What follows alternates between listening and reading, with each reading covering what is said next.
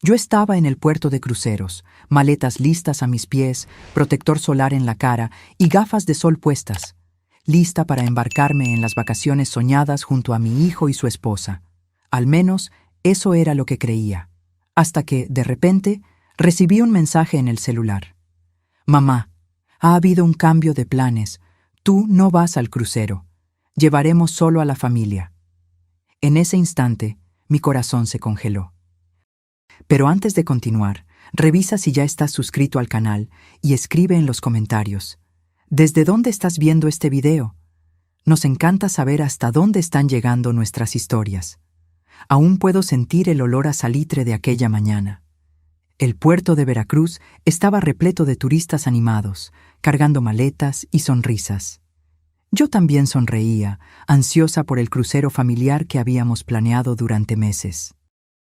A mis 62 años, sería mi primer viaje en barco, un pequeño sueño cumplido después de tanto trabajo.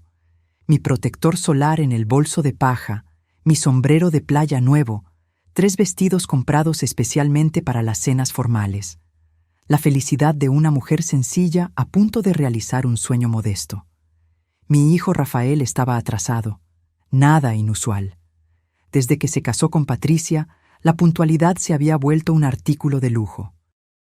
Me senté en una banca cerca del área de embarque y esperé, observando a las familias que llegaban animadas, abrazadas, unidas, como pensé que la nuestra sería.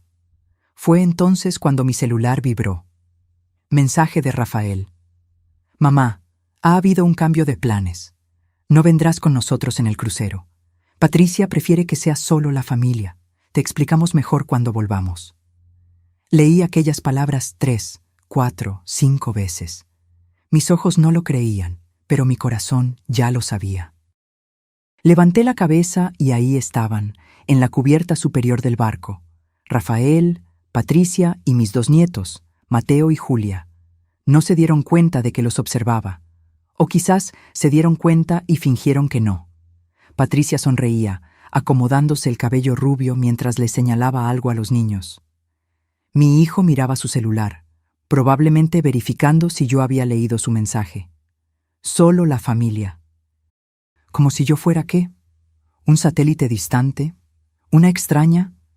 ¿No la mujer que lo crió sola, que trabajó en 2 empleos para que él pudiera estudiar en buenas escuelas, que lo abrazaba cuando llegaba llorando después de perder partidos de fútbol? Mis manos temblaban. Tomé mis maletas y salí de aquel puerto sin mirar atrás. El taxi me dejó en casa 40 minutos después. Entré en el apartamento que antes parecía acogedor y ahora sabía a abandono. Tiré el bolso en el sofá y fui directo a mi oficina, donde guardaba todos los documentos importantes. En el segundo cajón, dentro de una carpeta azul, estaba el contrato de la casa de Rafael. La casa que yo les había comprado hacía 5 años, cuando se casaron.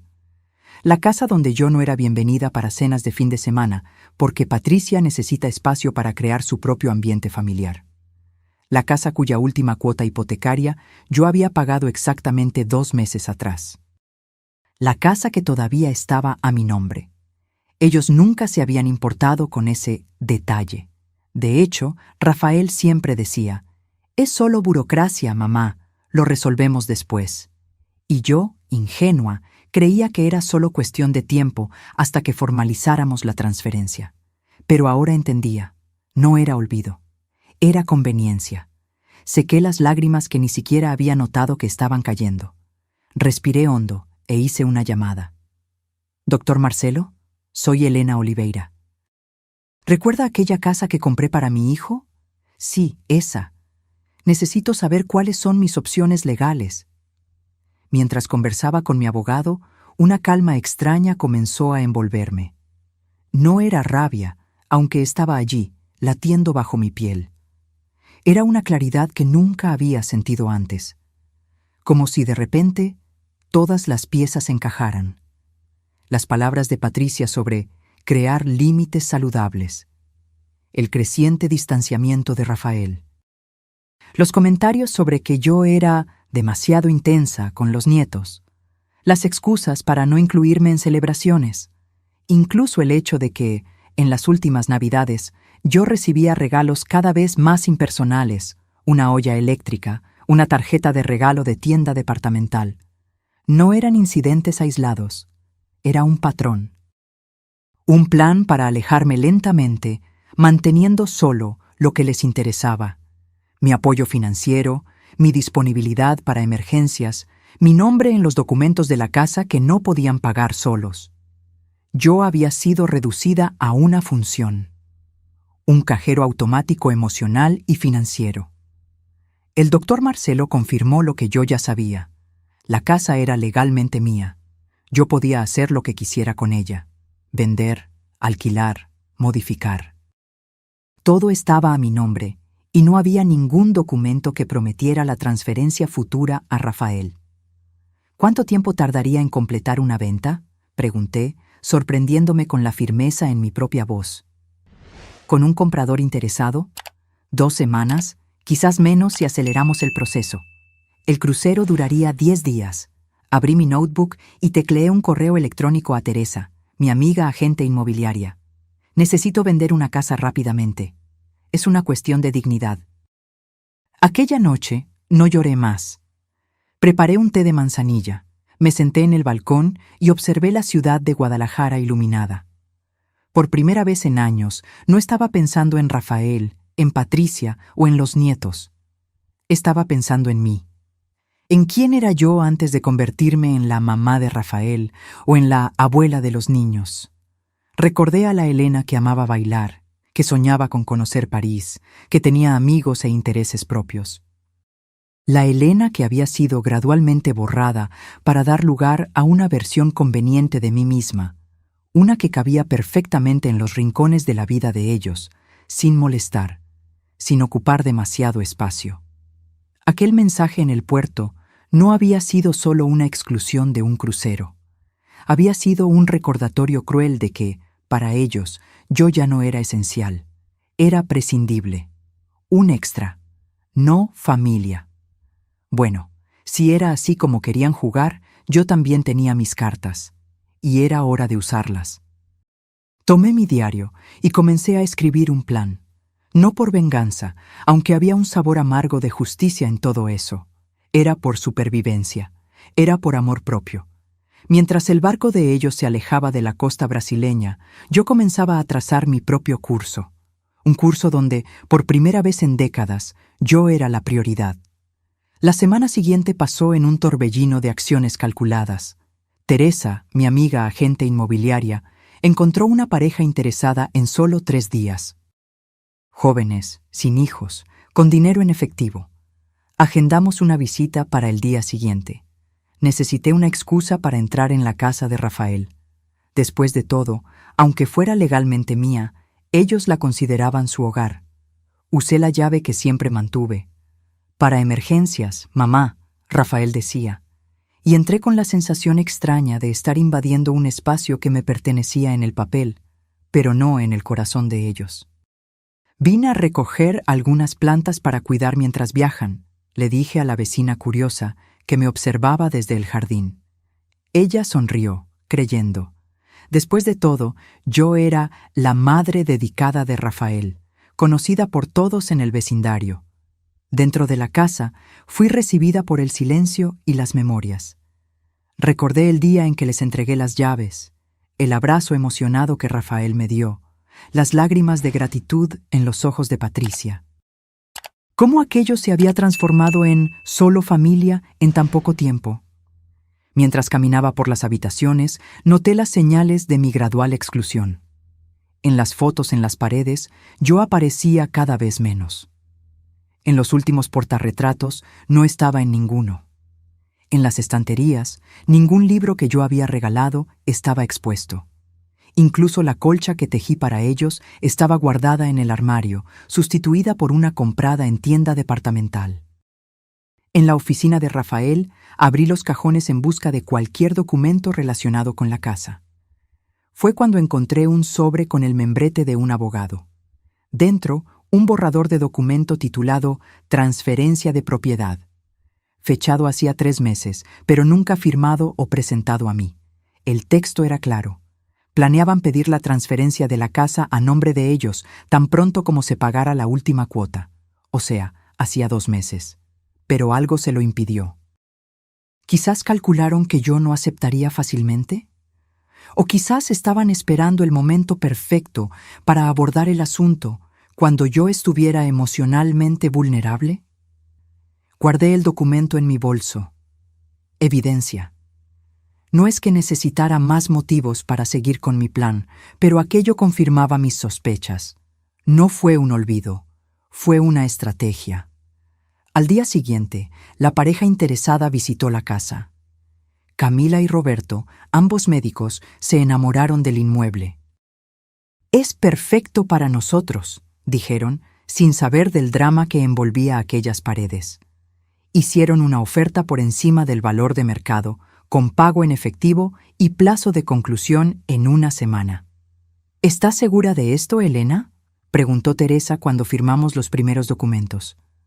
«Nunca estuve tan segura», respondí, sorprendiéndome a mí misma con la firmeza en mi voz. El doctor Marcelo, mi abogado, se encargó de toda la parte legal.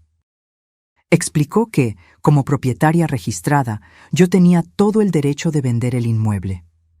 Ellos no pueden alegar sorpresa o desconocimiento, ya que la propiedad siempre estuvo claramente a su nombre, explicó. La venta se concluyó en tiempo récord. El dinero fue depositado en mi cuenta y los nuevos propietarios recibirían las llaves el 27 de julio, un día antes del regreso del crucero. Había un detalle más que resolver. ¿Qué encontrarían al volver? No quería simplemente desaparecer. Quería que entendieran las consecuencias de sus elecciones. Entonces, escribí una carta. Rafael y Patricia, la casa que ustedes llamaban hogar, fue vendida. Legalmente siempre fue mía, como bien sabían.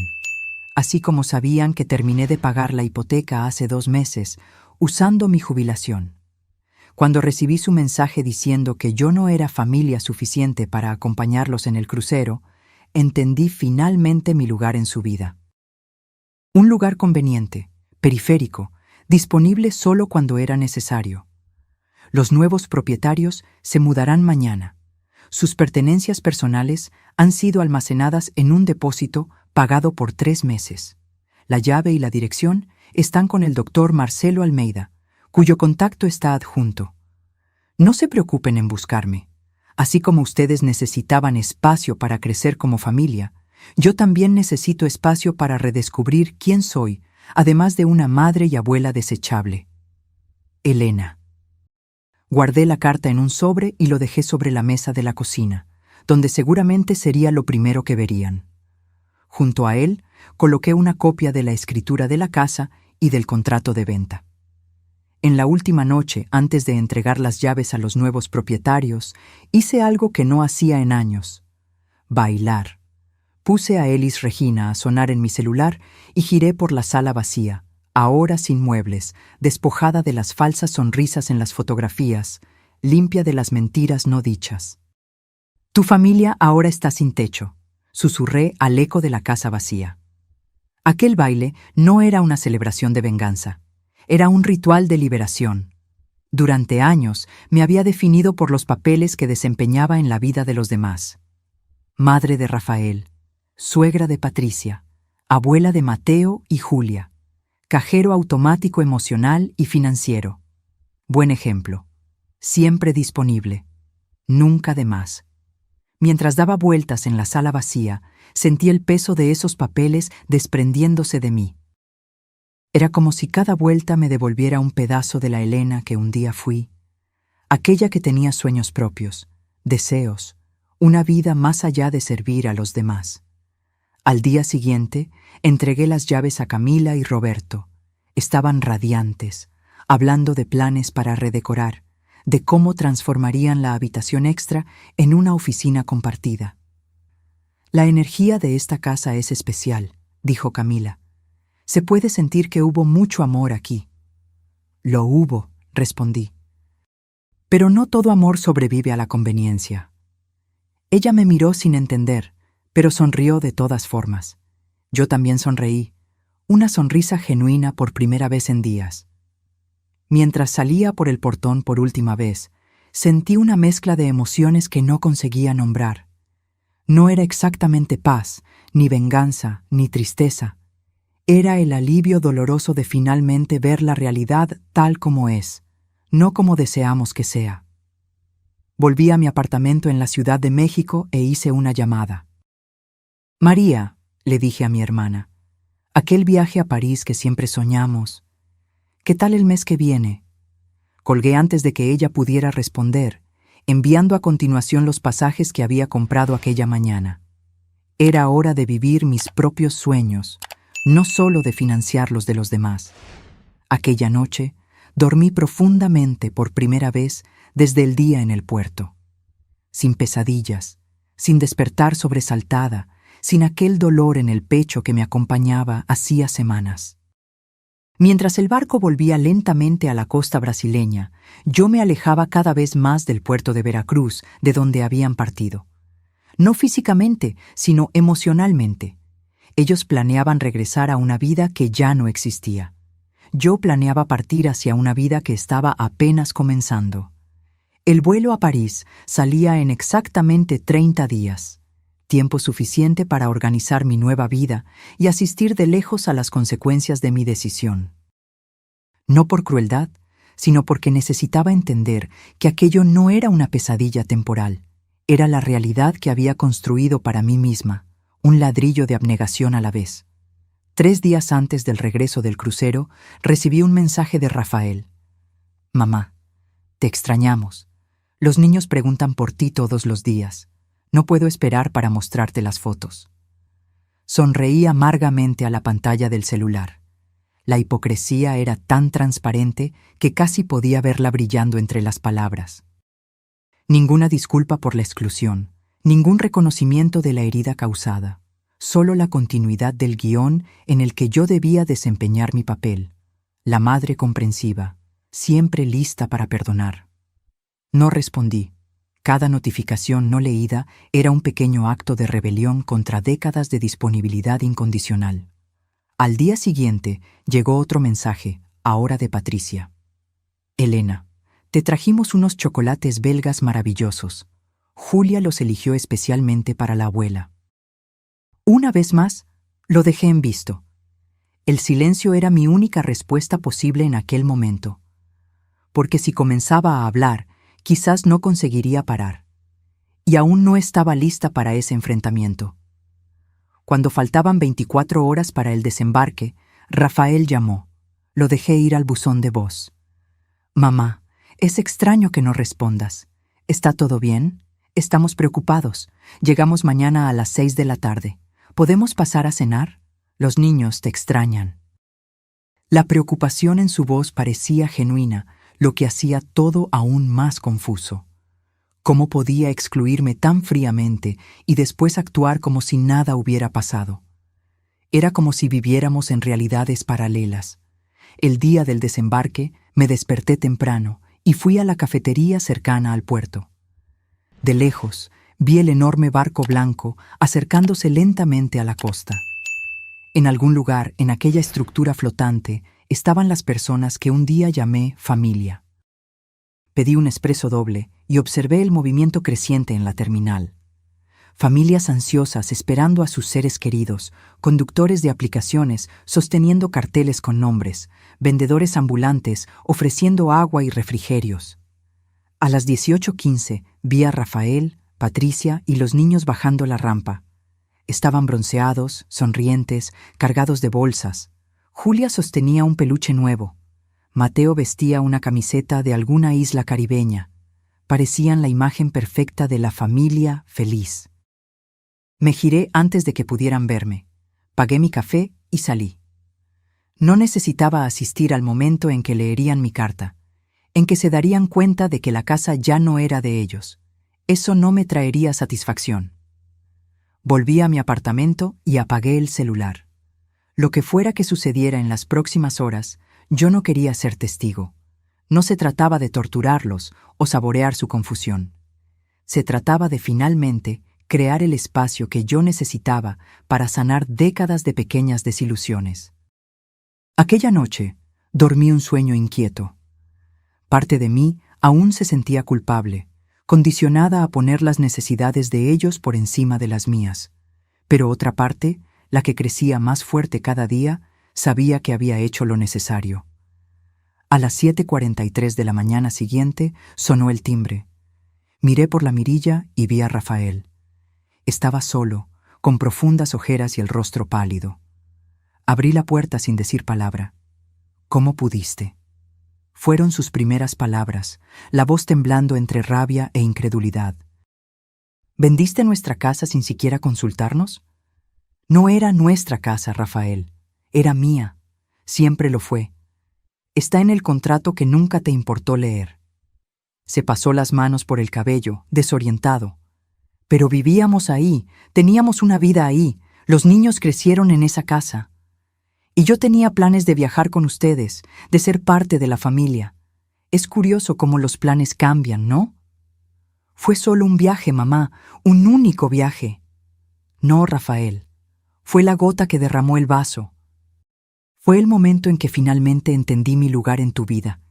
Conveniente cuando me necesitan, desechable cuando les estorbo». Se tiró en el sofá, pareciendo repentinamente exhausto. «¿Dónde vamos a vivir ahora? ¿Pensaste en los niños?». Aquella pregunta encendió algo dentro de mí. Décadas de sacrificios, de poner las necesidades de él por encima de las mías, y aún así, la primera preocupación no era conmigo, con mis sentimientos, con el dolor que me causaron. Era con la inconveniencia que yo había creado. Tienen 3 meses de depósito pagado, tiempo suficiente para encontrar otro lugar. Y sí, pensé en los niños, pensé en qué tipo de adultos se convertirán, viendo cómo tratan a su propia madre. Rafael me miró como si yo fuera una extraña. De cierta forma, quizás lo era. La madre que él conocía, dócil, siempre disponible, lista para sacrificarlo todo, había desaparecido en el puerto aquel día. «Patricia está destrozada», dijo él, como si eso debiera importarme. «¿Y cómo crees que yo me sentí cuando leí tu mensaje aquel día? Solo familia, como si yo fuera una conocida distante, no la mujer que te crió sola». «Fue solo una expresión desafortunada, mamá. No significaba nada». «Significaba todo, Rafael. Y lo sabes. Fue el resumen perfecto de lo que he estado sintiendo por años. Que solo soy bienvenida cuando es conveniente. Que mi papel es financiar sueños, no participar en ellos». Se levantó, caminando nerviosamente por la sala. «¿Qué quieres de nosotros? ¿Una disculpa? Está bien, lo siento. Ambos lo sentimos mucho. Fue insensible, fue incorrecto. ¿Pero vender nuestra casa? Esto es desproporcionado. No quiero una disculpa forzada. Y no es por la casa, es por respeto, es por finalmente entender mi valor». «¿Y cuánto vale ese respeto? ¿El precio de una casa?». Aquella pregunta me golpeó como una bofetada. De repente, vi con claridad cristalina lo que estaba sucediendo. Él no estaba allí porque le importaran mis sentimientos o porque hubiera entendido su error. Estaba allí porque necesitaba un techo. Todavía no lo entiendes, ¿verdad? Esto no es una negociación. La casa fue vendida. Los nuevos dueños ya se mudaron. Es irreversible, así como el daño que ustedes causaron al excluirme de aquel viaje. ¿Y ahora? ¿Qué hacemos? ¿Ustedes? No lo sé. Yo voy a París en 27 días. Finalmente voy a vivir mi vida, no solo existir en función de la de ustedes». Rafael me miró como si hubiera recibido un shock. «¿París? ¿Por cuánto tiempo?». «No lo sé. Quizás algunas semanas, quizás meses, quizás no vuelva». Tomó su celular, las manos temblando. «Necesito contárselo a Patricia. Ella no lo va a creer. Dile que finalmente entendí lo que significa familia. Es algo pequeño, cerrado en sí mismo, que eventualmente se desintegra». Cuando Rafael salió, cerrando la puerta detrás de sí, sentí un peso enorme siendo levantado de mis hombros. No era felicidad, ni venganza satisfecha. Era simplemente el alivio de finalmente haber dicho las verdades que guardé por tanto tiempo. Tomé mi notebook y abrí el correo electrónico de la aerolínea. El billete a París brillaba en la pantalla como una promesa, no de fuga, sino de recomienzo. A mis 62 años estaba a punto de iniciar un capítulo enteramente nuevo, un capítulo en el que yo era la protagonista, no solo un personaje secundario en la historia de otra persona. En los días siguientes, los mensajes y llamadas no paraban. Rafael, Patricia, incluso amigos en común que fueron activados para intentar traerme a razón. Cada notificación del celular me hacía respirar hondo, buscando fuerzas para mantener mi decisión. Elena, no puedes simplemente desaparecer y dejar a tu hijo y nietos en la calle, dijo Marta, mi amiga de décadas, en un audio de WhatsApp. Sé que te hirieron, pero esto es desproporcionado. Desproporcionado. Esa palabra me perseguía. Como si hubiera una medida exacta de reacción para cada herida, una ecuación perfecta para calcular cuánto sufrimiento merecía cuál respuesta. No están en la calle, Marta, respondí. Están en un depósito pagado por 3 meses. Además, Rafael gana bien. Siempre dijo que la casa era demasiado pequeña para ellos. Ahora tienen la oportunidad de encontrar algo que realmente se adecúe a la familia. Incluso al teclear esas palabras, sentía una punzada de culpa. No por mis actos, sino por la persona amarga en la que parecía estar convirtiéndome. Esta no era la Elena que yo conocía. O quizás lo era, finalmente liberada después de décadas, reprimiendo sus verdaderos sentimientos. En el 10º día después de la venta de la casa, recibí un ramo de flores. Rosas blancas, mis favoritas, con una tarjeta escrita a mano por Patricia. Elena, entiendo tu dolor y pido sinceras disculpas por cómo te hicimos sentir. ¿Podemos conversar? No por nosotros, sino por los niños. Te extrañan. El llamado a los niños era predecible. Sabía que eventualmente los usarían como escudo emocional, como último recurso para hacerme ceder. Pero esta vez no funcionaría, porque yo también los extrañaba, dolorosamente. Pero necesitaba romper el ciclo que había creado, donde mi amor incondicional era dado por sentado y explotado. Puse las flores en un jarrón, tomé una foto y se la envié a Patricia con una única palabra. Gracias. No era un perdón, ni una apertura al diálogo. Era un reconocimiento civilizado del gesto, nada más. Faltando 2 semanas para mi viaje, recibí una visita inesperada. Julia, mi nieta de 7 años, acompañada por la niñera. Abuela, corrió a mis brazos tan pronto como abrí la puerta. Te extrañé tanto. ¿Por qué no viniste a visitarnos a la casa nueva? Mi corazón se encogió. Los niños, claro, no tenían culpa de nada. Eran solo peones en ese juego de ajedrez emocional que los adultos jugaban. También te extrañé, mi amor, respondí, abrazándola fuerte. Solo necesité resolver algunas cosas. La niñera me entregó un sobre. La señora Patricia pidió entregárselo personalmente. Dentro, una invitación formal para una cena en la nueva casa que habían alquilado. Para recomenzar como familia, decía la tarjeta, en caligrafía elegante. Aquella noche me senté con mi diario y sopesé mis opciones. Ir a la cena sería señalar que todo podría volver a la normalidad, que bastaba una disculpa formal para borrar años de pequeñas humillaciones. No ir sería confirmar la imagen que probablemente estaban construyendo, la de la vieja amargada y vengativa. Tomé el teléfono y llamé a Rafael. Recibí la invitación, dije, sin rodeos. ¡Qué bien! Él parecía genuinamente aliviado. ¿Entonces vendrás? No, Rafael, no iré. Silencio del otro lado de la línea. Mamá, estamos intentando arreglar las cosas. ¿Qué más quieres de nosotros? No quiero nada de ustedes. Y ese es el punto. Durante años, ustedes me quisieron disponible cuando era conveniente e invisible cuando no lo era. Ahora estoy eligiendo ser no disponible para ustedes y visible para mí misma.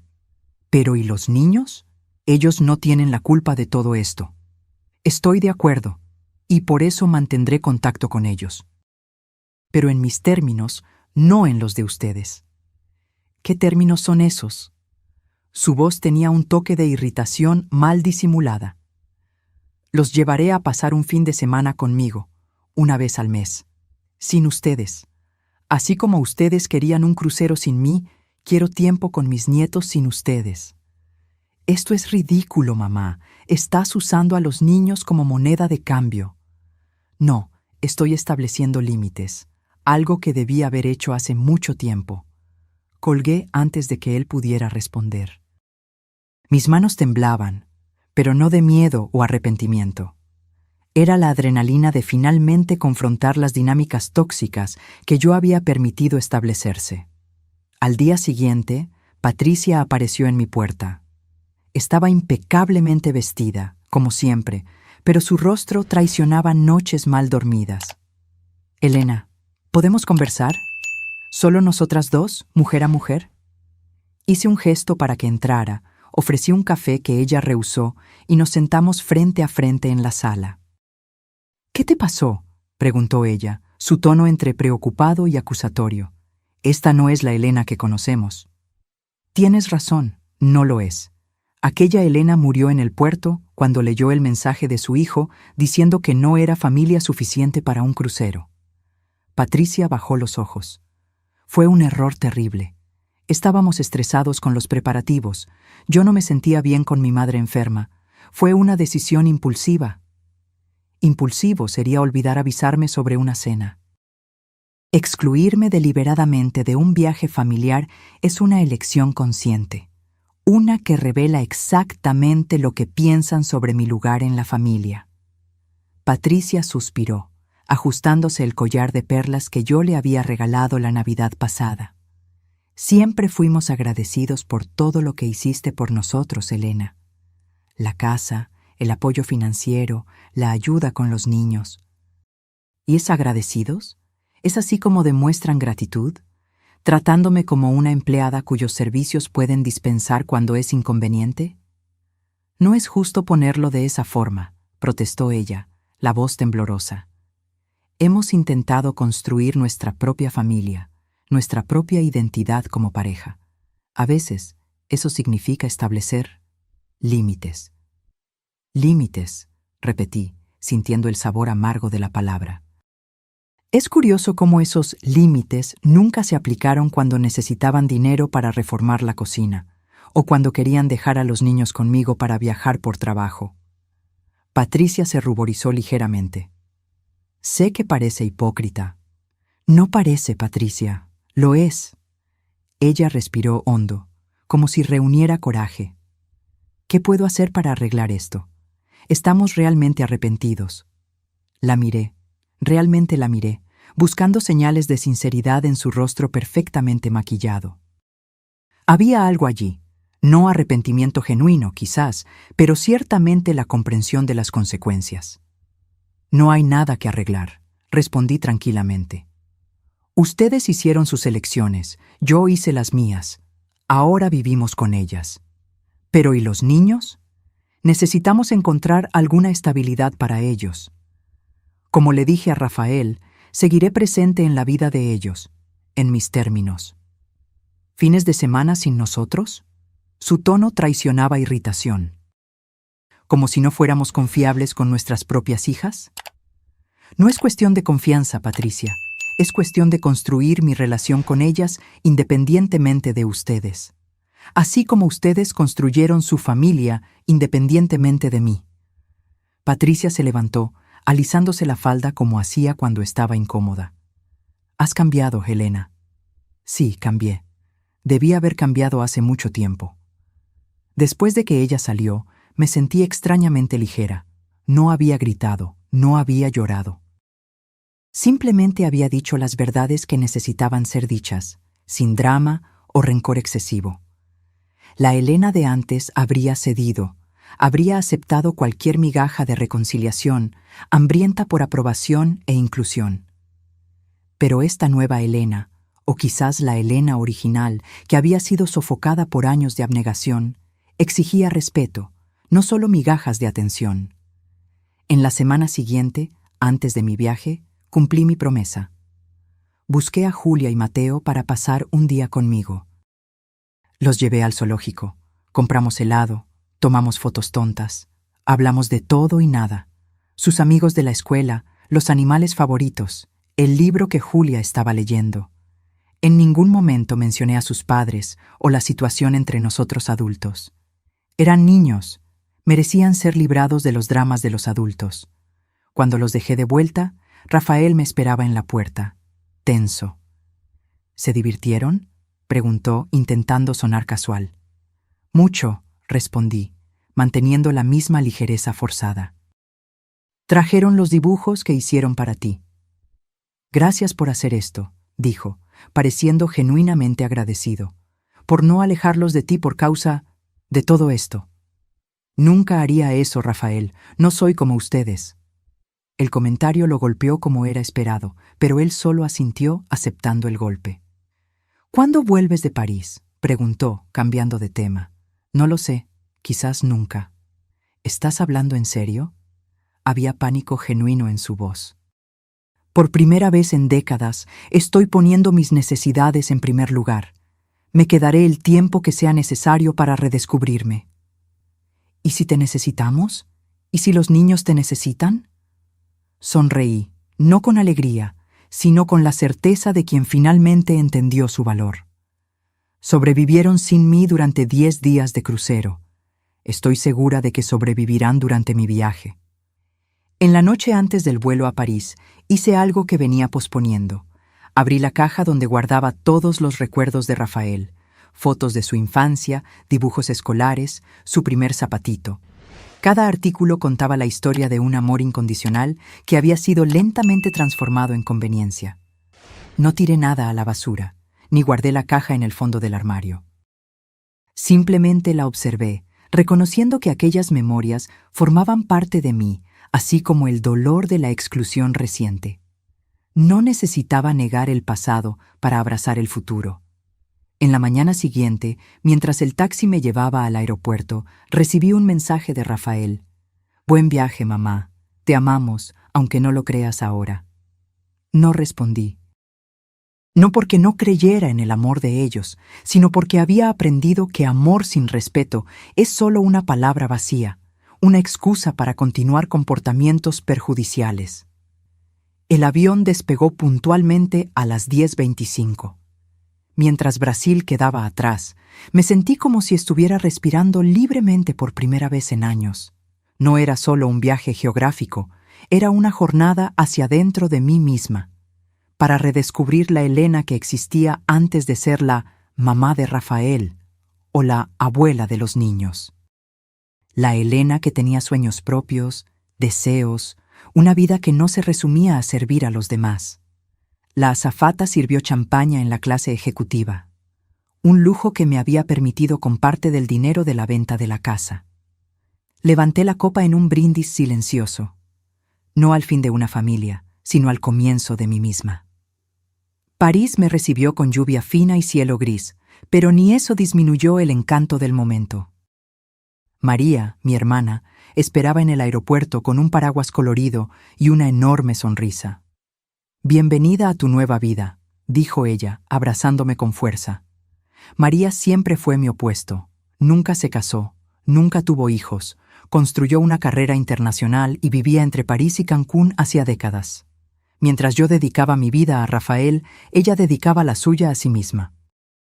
Durante años sentí una superioridad velada en relación a sus elecciones, como si mis sacrificios maternos fueran de alguna forma más nobles que su vida egoísta, como solíamos llamar en nuestras conversaciones familiares. Ahora, a mis 62 años, yo comenzaba a cuestionar quién realmente había tomado las elecciones más sabias. «¿Cómo te sientes?», preguntó María mientras su chofer nos llevaba por el tráfico parisino. Libre, asustada, culpable, todo al mismo tiempo. Ella rió. «Bienvenida a la vida real, hermana, donde ninguna emoción existe aislada y todas las decisiones tienen un precio». El apartamento de María quedaba en el Marais, un barrio histórico lleno de galerías, cafés y tiendas de diseñadores independientes. Su estilo de vida sofisticado siempre me pareció extravagante, casi frívolo. Ahora veía cómo ella había creado una vida que reflejaba exactamente quién era ella, sin concesiones, sin sacrificios innecesarios. Preparé la habitación de huéspedes, pero creo que necesitamos encontrar tu propio espacio pronto, dijo ella, mientras me mostraba la linda habitación con vista a un patio interno. ¿Cuánto tiempo planeas quedarte? No sé, respondí honestamente. Nunca planeé nada más allá de la venta de la casa y la compra del pasaje. Perfecto, María sonrió. Las mejores jornadas son las que no tienen un guión definido. En los días siguientes, me sumergí en París como una sedienta en el oasis. Visitamos museos, nos sentamos en cafés observando gente, caminamos por horas a lo largo del Sena. Yo absorbía cada momento como una esponja, llenando el vacío que ni sabía que existía dentro de mí. Mi celular permanecía mayoritariamente apagado. Lo encendía solo una vez al día, generalmente por la noche, para verificar mensajes importantes y hacer una corta videollamada con Julia y Mateo. Las conversaciones eran siempre ligeras, enfocadas en sus actividades diarias y mis descubrimientos en París. Nunca hablábamos sobre la situación con sus padres o sobre cuándo yo volvería. Una semana después de mi llegada, María organizó una cena con algunos de sus amigos, artistas, escritores, profesores universitarios, personas fascinantes que vivían vidas intensas y significativas mucho más allá de los 60 años. Esta es mi hermana Elena. Me presentó a una mujer elegante de cabello gris. Finalmente descubrió que existe vida más allá de ser madre y abuela. En otro momento me habría ofendido con esa descripción. Pero aquella noche, entre risas y copas de vino tinto, reconocí la verdad en las palabras de ella. ¿Y qué haces, Elena?, preguntó Philippe, un profesor de literatura comparada. Estoy redescubriendo quién soy, respondí, sorprendida con mi propia honestidad. Pasé décadas siendo definida por mis papeles en la vida de los demás. Ahora estoy escribiendo mi propia definición. Ah, una jornada de autodescubrimiento. Él sonrió. La más importante de todos los viajes. Aquella noche fue reveladora. Por primera vez en décadas fui vista y apreciada como Elena, no como la madre de alguien, la abuela de alguien, la suegra de alguien. Solo Elena, con opiniones, historias y sueños propios. Al día siguiente, María me sorprendió con una propuesta. Tengo un amigo que alquila un pequeño apartamento en el 11e arrondissement. Nada lujoso, pero con todo el encanto parisino. ¿Quieres verlo? ¿Alquilar? ¿Para mí? Pero no sé cuánto tiempo me quedaré. Exactamente por eso, sin compromiso a largo plazo, solo un lugar tuyo mientras decides los próximos pasos. El apartamento era un típico estudio parisino, pequeño, pero perfectamente organizado, con ventanas altas que dejaban entrar la luz dorada del otoño, piso de madera antigua que crujía ligeramente bajo los pies, una cocina minúscula pero funcional. Es perfecto, susurré, sintiendo que aquel espacio simbolizaba exactamente dónde estaba yo en la vida. Un lugar transitorio, pero mío. Un comienzo. En aquella misma tarde, firmé un contrato de 3 meses, renovable. Con parte del dinero de la venta de la casa, podía darme el lujo de este tiempo de transición sin preocupaciones financieras inmediatas. Después de 2 semanas en París, recibí un correo electrónico del doctor Marcelo. Rafael había contratado un abogado y estaba amenazando con contestar la venta de la casa, alegando que había un acuerdo verbal de que el inmueble sería eventualmente de él. No se preocupe, escribió el doctor Marcelo. Sin documentación formal no hay nada que puedan hacer legalmente. La venta fue completamente legítima. Aún así, la noticia me afectó, no por el miedo de perder la batalla legal, que sabía ser inexistente, sino por la confirmación de que Rafael aún no había entendido. Él continuaba viendo la situación como una injusticia contra él, no como una consecuencia de sus propias acciones. Aquella noche lo llamé por primera vez desde mi partida. ¿Por qué el abogado, Rafael? ¡Mamá! Él sonó genuinamente sorprendido al oír mi voz. ¿Dónde estás? Estábamos preocupados. En París, como dije que estaría. ¿Por qué contrataste un abogado? Silencio del otro lado. Luego un suspiro. Porque no es justo. Aquella casa era nuestro hogar. Teníamos un acuerdo. ¿Qué acuerdo, Rafael? ¿Aquel que existía solo en tu cabeza? ¿O aquel que planeaban imponerme después que terminé de pagar la hipoteca? ¿De qué estás hablando? Encontré el borrador de la transferencia de propiedad en tu oficina, fechado hace 3 meses, nunca presentado a mí. Ustedes estaban esperando el momento justo para presionarme, ¿no? Más silencio. Fue idea de Patricia. Finalmente admitió, la voz baja. Ella creyó que deberíamos oficializar la situación, ya que vivíamos ahí hacía años, y tú siempre dijiste que la casa era para nosotros. Y ustedes decidieron eso sin consultarme, así como decidieron que yo no era familia suficiente para el crucero. Son situaciones completamente diferentes. No, Rafael, son exactamente iguales. En ambos casos, ustedes tomaron decisiones sobre mi vida, mis sentimientos y mis propiedades sin considerarme digna de participar en la conversación. Lo oí respirar hondo, como hacía desde niño cuando intentaba controlar la frustración. ¿Y ahora? ¿Vamos a vivir en este impas para siempre? ¿Tú en Europa, rencorosa, y nosotros aquí intentando reconstruir nuestras vidas? No estoy rencorosa, Rafael. Estoy finalmente viviendo mi propia vida, no la que ustedes diseñaron para mí como un papel secundario conveniente, y sugiero que retires el proceso legal. Será humillante para ustedes cuando sea rechazado. Has cambiado, mamá. No te reconozco más. Quizás nunca me conociste de verdad, solo la versión de mí que era conveniente para ti. Después de colgar, lloré por primera vez desde que llegué a París. No por la casa, no por el proceso legal, ni siquiera por la relación fracturada con mi hijo. Lloré por la Elena que había pasado décadas sofocada bajo capas de expectativas ajenas, por la mujer que podría haber sido si hubiera establecido límites saludables desde el inicio. En la mañana siguiente, María me encontró en el balcón, observando el movimiento de la calle con una taza de café. ¿Noche difícil?, preguntó, notando mis ojos hinchados. Rafael contrató un abogado. Quiere contestar la venta de la casa. María soltó una risa seca. Claro que sí. Cuando las personas pierden sus privilegios, lo llaman injusticia. Él es mi hijo, María, a pesar de todo. Sí, y tú lo amas. Pero amar no significa dejarse explotar. Tú no quitaste nada que fuera legítimamente de él. Solo paraste de dar lo que era legítimamente tuyo. Las palabras de ella resonaron profundamente. Durante toda mi vida había confundido amor con sacrificio, generosidad con abnegación. Como si amar significara necesariamente disminuirse, volverse menos para que el otro pudiera ser más. Pero el verdadero amor, por otros y por sí misma, no exigía ese desequilibrio. No pedía que yo desapareciera para que otros pudieran brillar. Aquella tarde hice algo que nunca había hecho antes. Me inscribí en un curso de pintura en acuarela.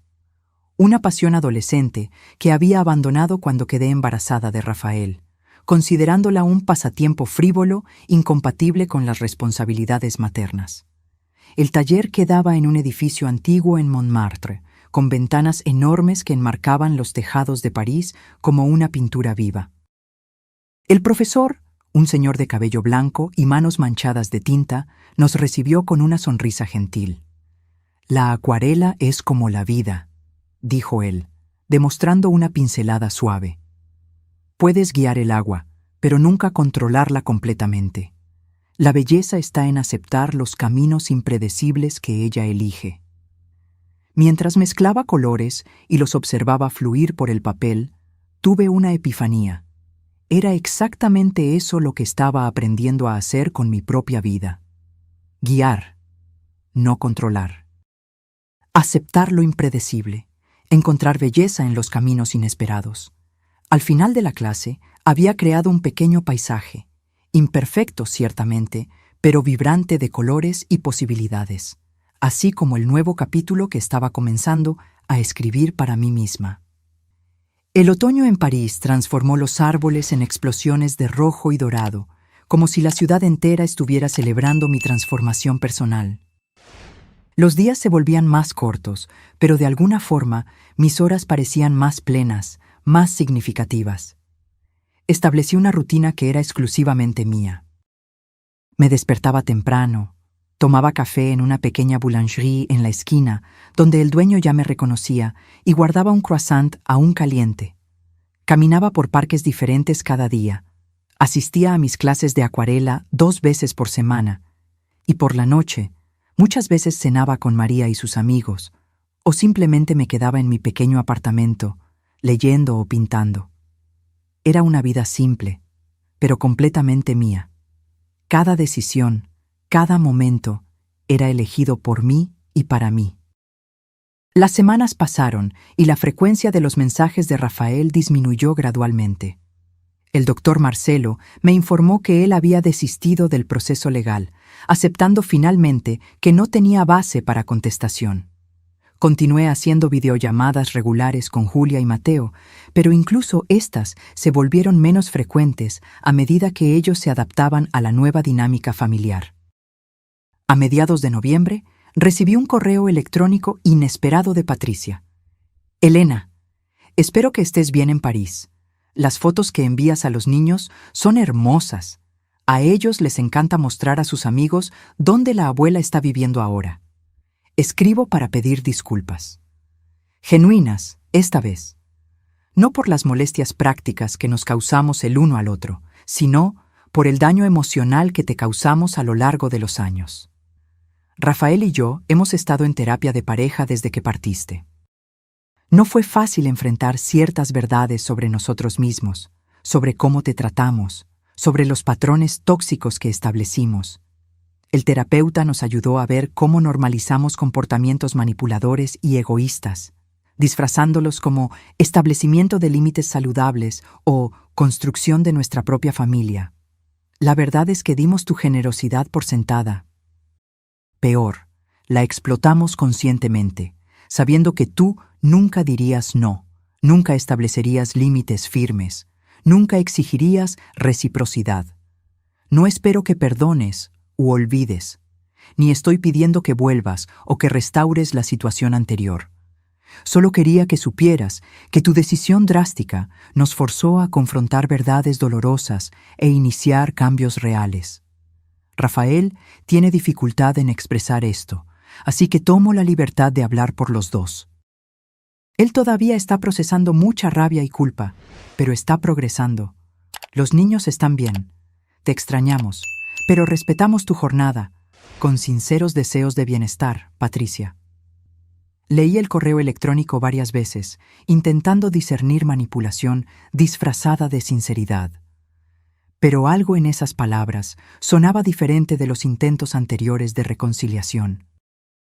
No había pedidos implícitos, ninguna mención a la casa o a la situación financiera, ninguna tentativa de usar a los niños como palanca emocional. Le mostré el correo electrónico a María durante la cena aquella noche. ¿Qué opinas?, pregunté, mientras ella leía atentamente. Parece sincero, dijo finalmente, devolviendo mi tablet. Pero la cuestión importante es, ¿qué opinas tú? Reflexioné por un momento. Creo que están finalmente entendiendo, no solo lo que hice, sino por qué lo hice. ¿Y eso cambia algo para ti? No sé, respondí honestamente. No estoy lista para perdonar completamente, ni para volver a la dinámica anterior. Ni deberías, María afirmó, sirviendo más vino en nuestras copas. El perdón, cuando llega, debe ser para tu propia paz, no para la comodidad de ellos. E independientemente del perdón, nunca más debes aceptar ser tratada como antes. Asentí, absorbiendo la sabiduría de sus palabras. Aquella noche respondí brevemente a Patricia. Gracias por el correo electrónico. Aprecio la honestidad y el reconocimiento. También estoy en una jornada de autodescubrimiento y sanación. Me alegra que estén buscando ayuda profesional. Los niños son siempre bienvenidos en mi vida, así como la comunicación honesta entre nosotros adultos. Elena. Corto, sin promesas o concesiones, pero también sin hostilidad. Un pequeño paso en dirección a algo nuevo, no una restauración del pasado, sino quizás la construcción de un futuro diferente. Diciembre llegó con luces de Navidad transformando París en una ciudad de cuento de hadas. Mi clase de acuarela organizó una pequeña exposición de fin de año y, para mi sorpresa, 2 de mis piezas fueron seleccionadas. Nada grandioso, solo una pequeña galería en el Marais, pero para mí representaba algo monumental, el reconocimiento de mi valor más allá de los papeles familiares. En el día de la apertura de la exposición, me quedé parada delante de mi acuarela enmarcada, una vista del Sena al atardecer, con tonos de azul y morado fundiéndose en el horizonte. No era técnicamente perfecta, pero capturaba algo real. Un momento de paz que había experimentado sola, sentada a la orilla del río. «Es hermosa», dijo una voz familiar detrás de mí. Me giré, asombrada, y allí estaba Rafael. «¿Qué estás haciendo aquí?», pregunté, casi sin aliento de sorpresa. «Patricia vio la invitación de la exposición en tu Facebook. Creí que quizás era hora de una conversación cara a cara». Él parecía diferente, más delgado, con ojeras sutiles bajo los ojos, pero también con una expresión más suave, menos defensiva. «¿Viniste solo?». «Sí». Patricia se quedó con los niños. Ella entendió que necesitábamos este tiempo, solo nosotros dos. Salimos de la galería y caminamos hasta un café cercano. La noche estaba fría, pero clara, con un cielo estrellado que raramente se veía en la ciudad iluminada. «Tu pintura es realmente bonita», dijo él cuando nos sentamos con chocolates calientes humeantes. «No sabía que pintabas». «Yo tampoco», respondí con una leve sonrisa. «Hay muchas cosas sobre mí que tú no sabes, que yo misma no sabía». Él asintió, removiendo el chocolate con la cuchara. «He pensado mucho sobre eso, sobre cómo nunca realmente te vi como una persona completa, con deseos y sueños propios. Eras solo madre, una extensión de mí mismo, de alguna forma». La honestidad desarmante me tomó por sorpresa. Este no era el Rafael defensivo que había dejado atrás. «La terapia parece estar funcionando», comenté. Él dio una pequeña sonrisa. «Es difícil, doloroso en realidad, confrontar patrones que ni sabía que tenía. Ver cómo traté a la persona que más me amó en el mundo. Aún te amo, Rafael. Eso nunca cambió. Lo sé, y abusé de ese amor por años». Hizo una pausa, tomando un sorbo de chocolate. «No vine a pedir que vuelvas o que deshagas lo que hiciste. Vine a decir que entiendo y que estoy intentando cambiar, ser mejor». Nos quedamos en silencio por unos momentos, dejando aquellas palabras flotar entre nosotros. «¿Los niños están bien?», pregunté finalmente. «Sí. Te extrañan, pero se están adaptando. Julia ha guardado cada foto que envías en un álbum especial». «¿Y ustedes?». «La casa nueva. Es más pequeña, más simple, pero está funcionando. Patricia volvió a trabajar a medio tiempo. Estamos aprendiendo a vivir con menos, a valorar lo que realmente importa. Siento mucho que haya sido tan difícil para ustedes». Él negó con la cabeza. «No sientas. Fue necesario. Doloroso, sí, pero necesario. Como una cirugía para remover algo tóxico». Las palabras de él hicieron eco de algo que yo misma había sentido. Aquella sensación de que el dolor era necesario para la cura, que algunas heridas necesitaban ser abiertas para finalmente sanar correctamente. «¿Cuándo vuelves a México?», pregunté. «Mañana. Fue un viaje rápido, solo para verte, para esta conversación». «¿Y qué sucede ahora? ¿Entre nosotros?». Rafael pensó por un momento. «No sé. Creo que comenzamos de nuevo, de alguna forma, no como antes. Eso sería imposible e insalubre. Pero quizás podamos construir algo nuevo, basado en respeto mutuo esta vez». Asentí, sintiendo una mezcla compleja de emociones. No era perdón completo, ni reconciliación inmediata. Era algo más matizado, más maduro, el reconocimiento de que las relaciones, como las personas, pueden evolucionar y cambiar. Me gustaría que conocieras a mis amigos aquí en París, dije impulsivamente. María está organizando una cena de Navidad la próxima semana. Me encantaría, él sonrió, pero tengo que volver por Patricia y los niños. Quizás la próxima vez. ¿Vas a pasar la Navidad aquí? Sí, María y yo tenemos planes. Entiendo. Él parecía genuinamente decepcionado, pero no presionó. Quizás podamos hacer una videollamada ese día. A los niños les encantaría. Me encantaría eso, respondí sinceramente. Cuando nos despedimos en la puerta del café, él me abrazó. No el abrazo rápido y automático que se había vuelto nuestra costumbre en los últimos años, sino un abrazo real, largo y sentido.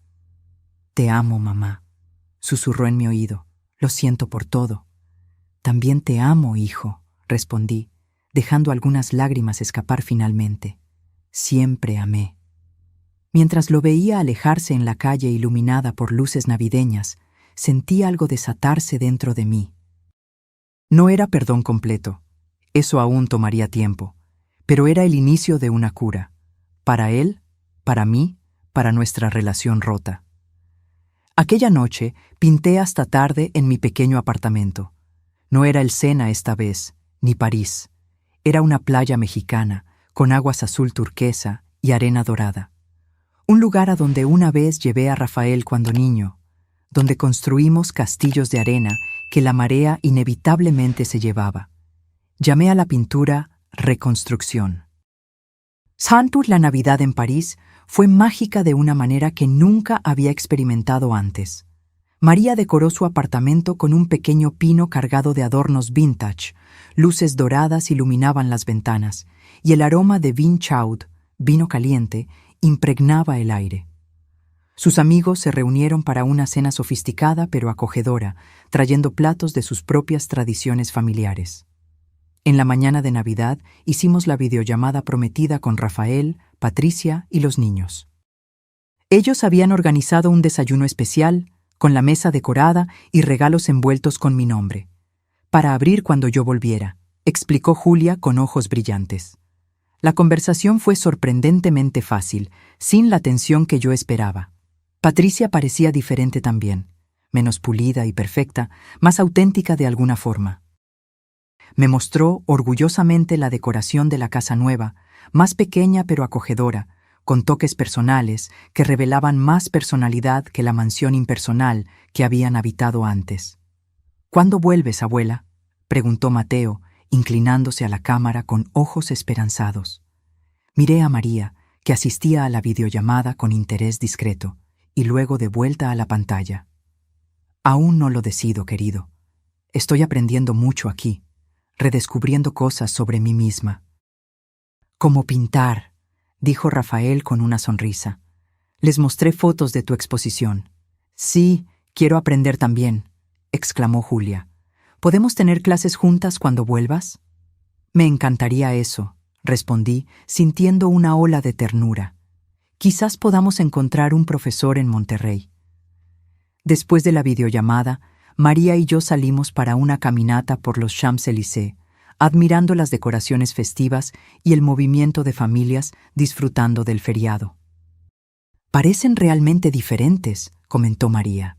Más humildes. Sí, concordé. Creo que están realmente intentando. La terapia, la nueva realidad financiera, quizás incluso el shock de perderme de repente. Todo eso parece haber despertado algo en ellos. ¿Y eso cambia tus planes?, María preguntó, entrelazando su brazo en el mío mientras caminábamos. Reflexioné por un momento. No sé si tengo planes exactamente, más una dirección que un destino. Muy filosófico, ella rió. Pero seriamente, ¿estás pensando en volver a México? Eventualmente sí. Este es un capítulo maravilloso, pero no el libro entero de mi vida. Mis nietos están allá, parte de mi corazón también. Pero no en las mismas condiciones de antes. María afirmó, no como pregunta, sino como confirmación. Definitivamente no. Nunca más seré aquella Elena invisible, conveniente solo cuando es necesaria.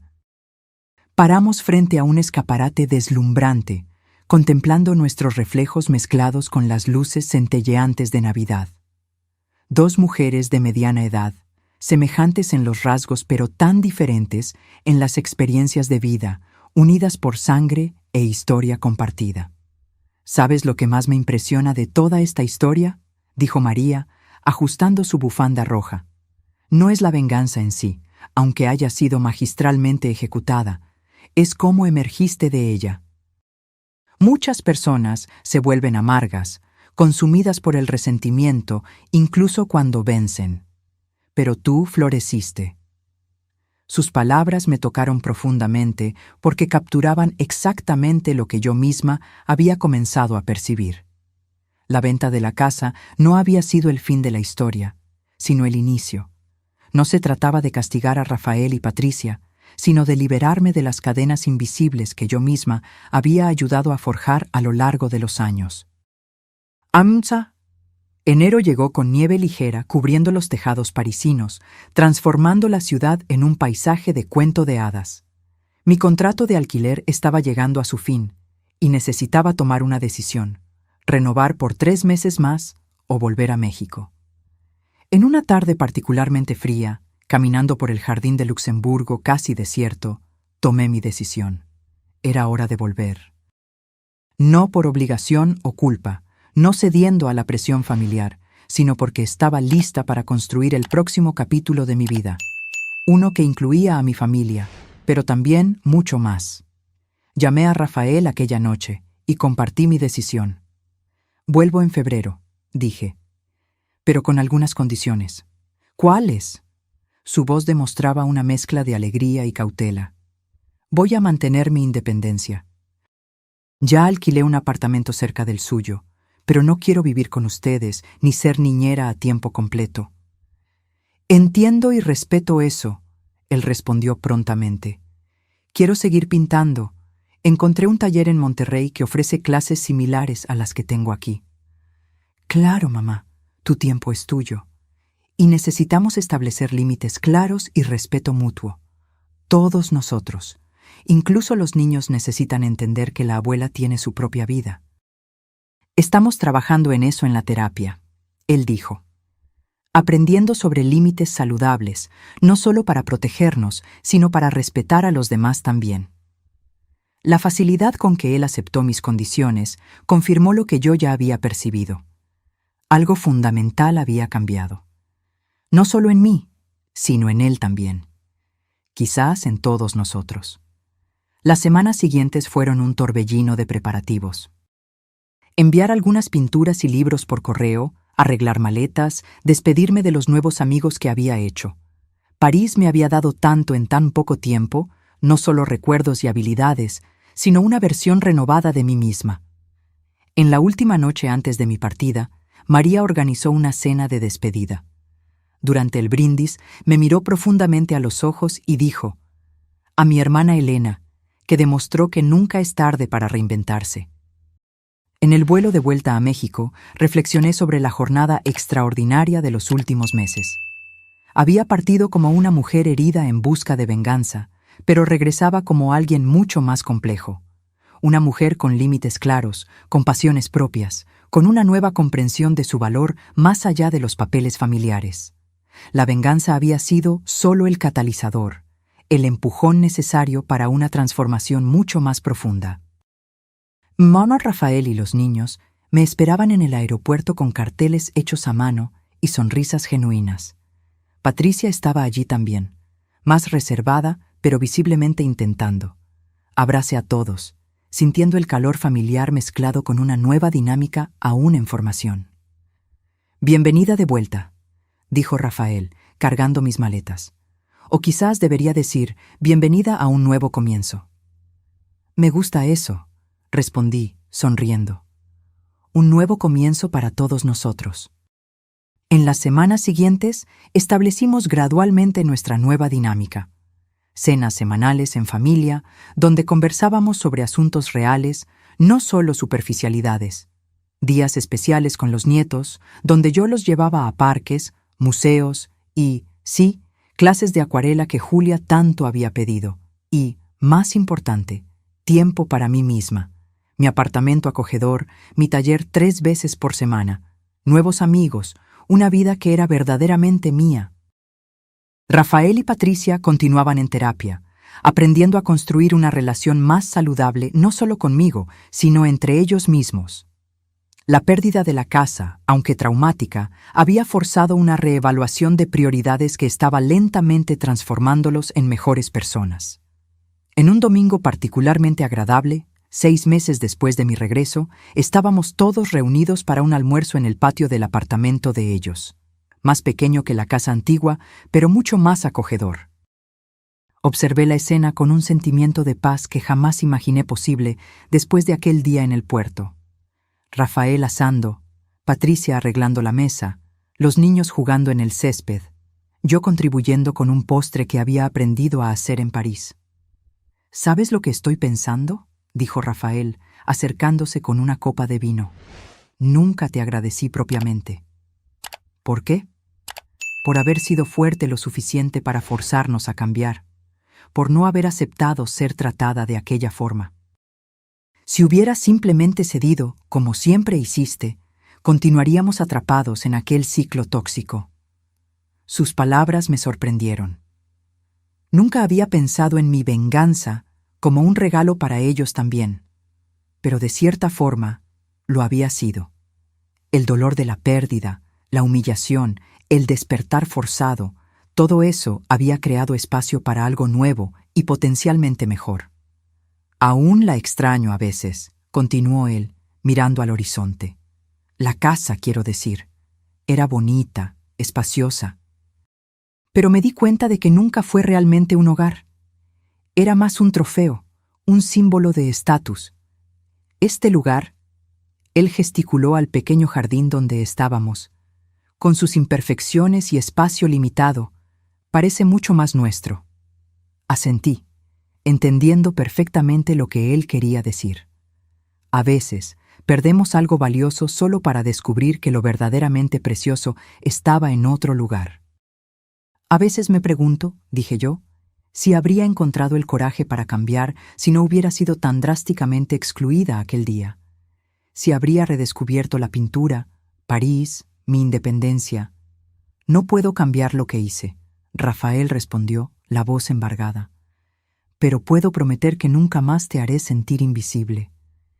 Es todo lo que siempre quise, respondí honestamente. Ser vista, no solo como madre o abuela, sino como Elena.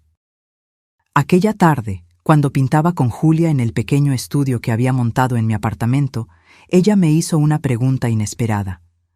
Abuela, ¿ya perdonaste a papá y a mamá por no llevarte en el crucero? Pausé, buscando palabras que una niña pudiera entender, pero que aún fueran verdaderas. ¿Sabes, Julia? Perdonar no significa fingir que algo doloroso no sucedió, o que no importó. Significa decidir no dejar que ese dolor controle tu futuro. Y sí, estoy perdonando un poco más cada día. Como en tus pinturas, ella dijo, sorprendiéndome con su perspicacia. Cuando te equivocas, no puedes borrar, pero puedes transformar el error en algo bonito. Sonreí, maravillada con la sabiduría de esa niña de 8 años. Exactamente así, mi amor, exactamente así. La vida continuó su flujo, con nuevos patrones estableciéndose. Yo no era más la fuente infinita de apoyo financiero y emocional para Rafael y Patricia, ni quería ser. Pero era una presencia constante y valiosa en sus vidas, especialmente para mis nietos. Era también una artista en desarrollo, una amiga, una viajera, una mujer redescubriendo pasiones adormecidas y cultivando nuevas. La casa que vendí nunca más fue mencionada, como si todos entendiéramos tácitamente que representaba un capítulo cerrado en nuestras vidas. Los nuevos propietarios la habían reformado extensivamente. Una vez pasamos por ella durante un paseo y apenas la reconocimos. Parece una vida diferente, comentó Rafael. Lo era, respondí simplemente. En mi cumpleaños de 63 años, recibí un regalo sorprendente de Rafael y Patricia, un pasaje para Italia e inscripción en un taller de pintura en Toscana. Para que continúes tu jornada, decía la tarjeta que acompañaba el regalo, con todo nuestro amor y respeto. Mirando el sobre con los pasajes, percibí que había completado un ciclo completo. El dolor de aquel día en el puerto había sido transformado en algo completamente inesperado: libertad. No solo física o financiera, sino la libertad interior de finalmente vivir como la mujer que siempre fui destinada a ser. La venganza había sido solo el comienzo. El renacimiento que le siguió, ese fue el verdadero triunfo. Ahora, si te gustó esta historia, ya haz clic en este próximo video que está apareciendo en la pantalla, porque en él la historia de traición y revuelta como nunca viste antes.